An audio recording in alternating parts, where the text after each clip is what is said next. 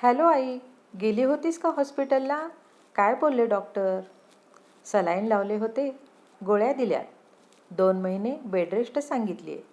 कष्टाचे काम करायचे नाही, उन्हात जायचे नाही. ठीक आहे, आम्ही परवा दिवशी येतो तुला न्यायला, इकडे पुण्याला. इकडे राहा थोडे दिवस, मग बरे वाटेल. नको पुण्याला, तुझी बायको आणि तू दोघे घरून काम करतात. माझ्याकडे कधी लक्ष देणार? मी प्राजक्ताला केलाय कॉल, ती घेऊन जाईल मला. असेही ती घरीच असते, ती करेल सेवा माझी. ठीक आहे, आज ताईला कॉल कर, बघ काय म्हणते आणि मला सांग. मुलाचा कॉल ठेवल्यानंतर संगीताने मुलीला कॉल केला. हॅलो प्राजू, बोललीस का जावई बापूंसोबत? कधी येताय न्यायला मला? हे बघ आई, मला कामं असतात इकडे. त्यांचं ऑफिसचा टिफिन, मुलांचा टिफिन, त्यांना स्कूलला सोडायचं. त्यात तू आलीस तर अजून धावपळ होईल माझी. एकटी कोठे कोठे लक्ष देणार मी? अगं, पण तुझ्या सासूबाई आहेत ना तुझ्या मदतीला. नाहीतर एक काम कर, इकडे गावी ये राहायला महिनाभर. जावई करतील मुलांचं सगळं. आता मुले काय लहान नाहीत, एकटे जाऊ शकतात ना स्कूलला स्वतःचं आवरून. काही काय बोलतेस आई? तुझ्यासाठी मी माझ्या मुलांना सोडून येऊ का? फार तर 2 दिवस येईन मी राहायला, नंतर जमणार नाही, तू दादाला सांग. असे बोलून प्राजक्ताने फोन ठेवून दिला. संगीताला विश्वास बसत नव्हता, ही आपलीच मुलगी आहे का, जिच्यासाठी आपण स्वतःच्या सुनेचा छळ केला. आता कोणत्या तोंडाने सुनेकडे जायचं? बेडवर आराम करता करता तिला 6 महिन्यापूर्वीचे दिवस आठवले. त्यांची सून गरोदर होती, गावी यात्रेला आलेली. त्यात मायलेकींनी तिला कपडे धुवायला बाहेर पाठवले होते. येताना दगडात पाय अडकून ती खाली पडली. पोटावर जबरदस्त मार लागला. हॉस्पिटलमध्ये घेऊन गेल्यावर डॉक्टर म्हणाले, गर्भाशयाला इजा झाल्यामुळे बाळ दगावले. 4 दिवस हॉस्पिटलला ठेवून तिला घरी आणले. तिला उठता बसता पोटात दुखत होते, त्रास होत होता. पण प्राजक्ताने आईला सांगितले, आई तुला काही गरज नाही वहिनीची सेवा करायची. काही दुखत नसेल तिला, उगीच नाटक करत असेल, नको जाऊ. असे कसे बोलते ताई तू? पाहिलास ना डॉक्टर काय बोलले ते? अशा अवस्थेत आई तिची काळजी घेणार नाही तर मग कोण घेणार? तुषार बोलला. ते काय मला माहीत नाही, मी तिची काळजी घेणार नाही. किती केलं तर सून लोकाचं माणूस, आपली थोडीच आहे. एवढी जर सेवा करून घ्यायची असेल तर आईकडे जा म्हणावं. संगीता जोरात बोलली, त्यामुळे बाहेर पूजा सर्व ऐकत होती. तुषारने लगेच तिला माहेरी सोडले. इकडे मायलेकी दोघी खुश होत्या. पण तुषार दुखावला गेला. काही न बोलता पुण्याला निघून गेला. विचारांच्या तंद्रीत त्यांना झोप लागली. रात्री 7 वाजता गाडीच्या हॉर्नमुळे जाग आली. संगीताला वाटले मुलगी व जावई आले, पण समोर बघते तर तुषार आणि पूजा उभे होते. तुषार जवळ येऊन म्हणाला, ताई आणि दाजींचा काल कॉल आलेला, आम्हाला जमणार नाही यायला म्हणाले, तू घेऊन जा. म्हणून न्यायला आलोय. बाबा कोठे आहेत? सकाळी निघायचं आहे आपल्याला. पूजा सर्व बघत होती, पण एका शब्दाने बोलली नाही. तशीच किचनमध्ये जाऊन जेवण बनवायला लागली. रात्री उशिरा अशोकराव घरी आले. तुषारने सर्व सांगितले, तसे त्यांनी पण परवानगी दिली जायला. सकाळी 7 वाजता आवरून सगळेजण पुण्याला निघून आले.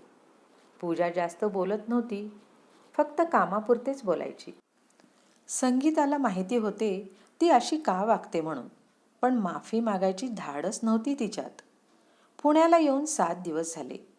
प्राजक्ताचा कॉल आला नव्हता. त्यांनी स्वतःहून कॉल केला तर उचलला नाही. म्हणून संगीताने आपल्या विहीणबाईंना कॉल केला. हॅलो, मी संगीता बोलते, प्राजूला द्या की फोन. घरी कोणी नाही, मी एकटीच आहे. प्राजू, रोहित, मुले सगळी फिरायला राजस्थानला गेलीत. अशोकरावांना केला होता की कॉल, बोलले नाहीत का तुम्हाला? ठीक आहे, विसरले असतील बोलायचं. मी कॉल केला होता म्हणून बोलू नका हिला. संगीताने लगेच अशोकरावांना कॉल केला आणि प्राजूबद्दल विचारले. हो, आला होता कॉल जावई बापूंचा. काहीतरी पैसे लागणार होते. मुलांना स्कूल फी भरायची आहे म्हणून. मी दिलेत 20,000. संगीताने ओळखले. मुलगी खोटे बोलून पैसे घेऊन गेली. त्यानंतर फिरून आल्यावर दोघे त्यांना बघायला पुण्याला आले. पण एकदाही चल म्हटले नाहीत.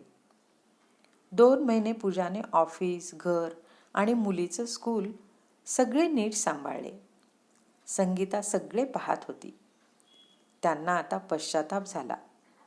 एवढे होऊनही सुनेनं आपली सेवा केली. एक दिवस त्यांनी तुषारला रूममध्ये बोलावले. तुषार, पूजा कधीच मनमोकळेपण बोलणार नाही का रे माझ्यासोबत? हे बघ आई, तू जे काही केलं ते चुकीचं होतं. तू ताईच्या बोलण्यात येऊन हिला जे बोललीस की सून लोकाचं माणूस असतं, त्याने ती दुखावलीये. तू काळजी घेतली नाहीस तिची. तुझ्या मनात तिच्याबद्दल काहीच किंमत नाही, त्यामुळे ती शांत आहे. एवढे दिवस माझी लेक, माझा जावई केलंस. काय केलं त्यांनी तुझ्यासाठी? एक रात्र तरी घेऊन गेले का? त्यांना फिरायला जायला वेळ आहे, तुझी सेवा करायला नाही. तुमच्यासारख्या बायकांचं हेच चुकतं. हातपाय चालतात तोपर्यंत सगळे लेकीसाठी करायचं. सुनेला परक्याची वागणूक द्यायची आणि अंथरुणावर पडले की म्हणायचं, सून काळजी घेत नाही, बघत नाही. आता पण पूजा करते सगळं, ते निव्वळ तिचं कर्तव्य म्हणून. बाहेर पै पाहुणे हेच बोलणार ना, सुनेनं सासूला सांभाळलं नाही. सर्व चूक पूजाची वाटणार. पण कोण असे विचारणार नाही ती अशी का वागते म्हणून. कारण अजून पण समाज किती केलं तरी सुनेलाच नावं ठेवतो, सासूला नाही. स्वतःच्या मुलाच्या तोंडून सर्व ऐकल्यावर त्यांना मेल्याहून मेल्यासारखं झालं. 2 महिन्यानंतर संगीता गावी आली. दिवाळीच्या आधी जुना कोल्हापुरी साज मोडून पूजासाठी नवीन साज तयार केला. ही गोष्ट त्यांच्या जाऊबाईंनी प्राजक्ताला सांगितली. रोहित आणि प्राजक्ता दिवाळीनिमित्त गावी आले. पूजा समोर असायची, त्यामुळे तिला बोलता येत नव्हते. लक्ष्मीपूजनच्या दिवशी त्यांनी साज बाहेर काढला. पूजाने सगळी तयारी केली होती. संगीताने साज काढून पूजाच्या हाती दिला. तसे प्राजूने मध्ये साज हिसकावून घेतला आणि बोलली, काही कळत का नाही आई तुला? हिला काय देतेस दागिने तुझी मुलगी असताना? मला दे तो साज. संगीताने एक जोरात कानाखाली लावली मुलीच्या. 2 मिनिटे सगळे शांतच झाले. रोहित, तुषार, पूजा, अशोकराव सगळे आश्चर्यचकित होऊन पाहू लागले.